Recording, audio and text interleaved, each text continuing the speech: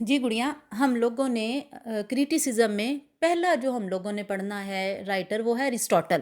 ارسطاٹل کے جو کویسچنز ہیں نا، وہ باقی رائٹر جو کریٹکس ہیں ان کے کویسچن سے زیادہ ہم لوگوں نے پڑھنے ہیں۔ میں آپ لوگوں کو ارسطاٹل کا تھوڑا سا انٹروڈکشن دے دوں۔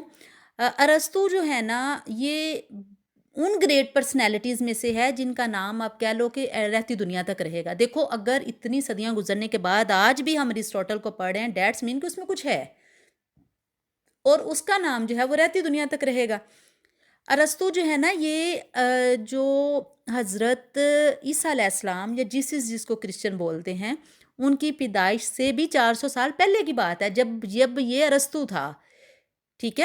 اور یہ جو ہے نا، یہ اس کا جو باپ تھا وہ ایک وہ تھا جس کو بولتے ہیں یہ جو حکیم ہوتا ہے، طبیب تھا، لیکن اس کی خاص بات یہ تھی کہ وہ اس ٹائم پہ جو اس کا بادشاہ تھا نا، جو مقدونیہ نام کا ایک شہر تھا، اس کا جو بادشاہ تھا اس کا خاص طبیب تھا، یعنی کہ محل میں اس وقت کام کیا کرتا تھا۔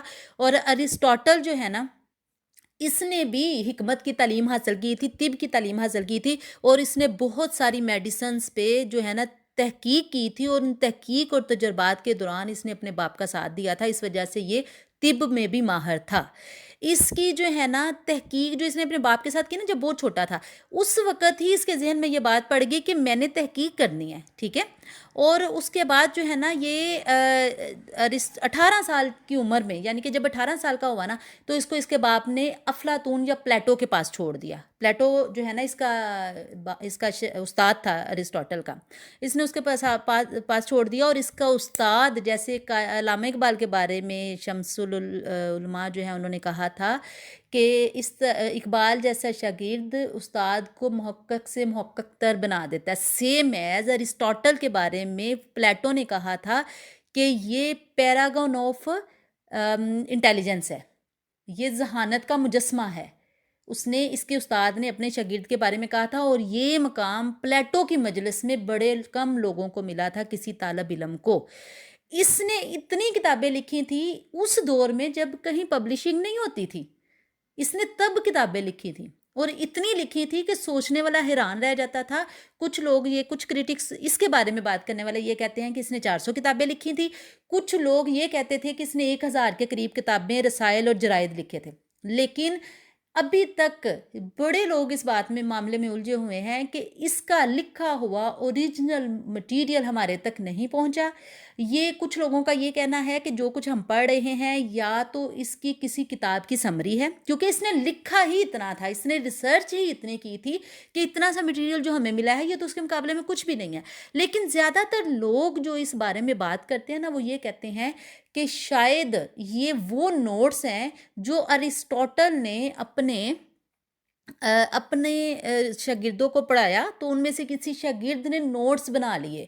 اس وقت جو ہم لوگ پڑھ رہے ہیں نا، یہ وہ نوٹس ہیں، کیونکہ زیادہ تر مٹیریل، زیادہ تر کتابیں، زیادہ تر رسالے، زیادہ تر جرائد اس کے جو تھے نا، وہ سب کے سب ضائع ہو گئے تھے۔ جس طرح شیکسپیئر کی بکس والی لائبریری میں آگ لگی تھی، اور اس کا بہت سارا مٹیریل اب ہمارے پاس فیک فارم میں موجود ہے، سیم ایز ارسطاٹل کا بھی پورا مٹیریل ہمارے پاس اوریجنل فارم میں نہیں ہے۔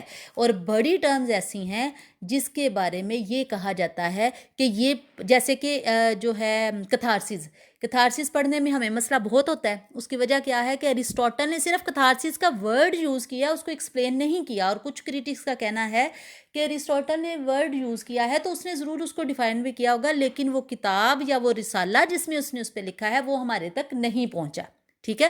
اس نے، میں نے آپ کو پہلے بتایا کہ بڑی کتابیں لکھی، سینکڑوں کتابیں لکھی، لیکن ہمارے پاس جو کتاب، جو سب دنیا کی مشہور ترین کتاب ہے، وہ ہے پوئٹکس، جو ہم لوگوں نے ابھی پڑھنی ہے، جس کا جو ہے نا وہ جس کی سمری ہم لوگوں نے پڑھنی ہے، پوری بک تو ہم لوگوں نے نہیں نا پڑھنی۔ اس کو اردو میں کہتے ہیں بطیقہ، پوئٹکس کو اردو میں کہتے ہیں بطیقہ، ٹھیک ہے۔ یہ نا بڑی زبانوں میں اس کی جو ہے نا وہ ٹرانسلیشن ہو چکی ہے، اور زیادہ تو جو بیسیکلی جو ہے نا اس کی پہلی جو ہے نا وہ فارسی میں ہوئی تھی۔ پوئٹکس کا جو سب سے پہلی ٹرانسلیشن ہوئی تھی وہ فارسی میں ہوئی تھی۔ پوئٹکس کی خاص بات یہ ہے کہ بڑی جگہوں پر یہ اپنے ہی استاد کے خلاف گیا ہے، جیسے امیٹیشن میں یہ اپنے استاد کے الٹ بات کرتا ہے۔